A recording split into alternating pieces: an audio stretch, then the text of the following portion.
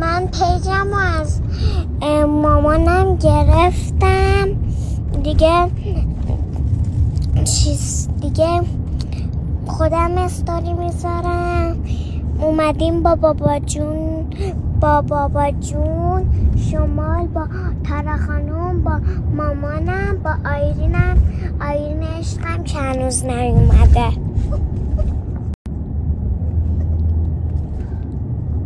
نرفتیم دنبالشا. فکر نکن دوست نداره. فکر نکنین دوست نداره بیاد.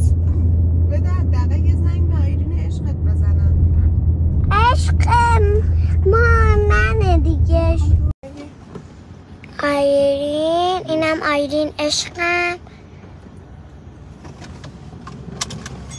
این عشقم فرار کرد قایم شد. آیرین عشق بالاخره آیرین عشق اومد. آیرین عشقه. ما الان داریم تو اتوبانیم. مامانم دیگه از یاد چارلز استرس نداره چون قبلا بردمش. سلام، اینجا ترافیکه.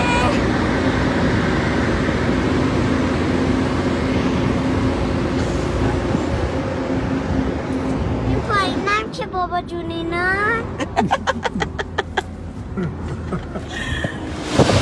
الان ترافیک سنگینیه.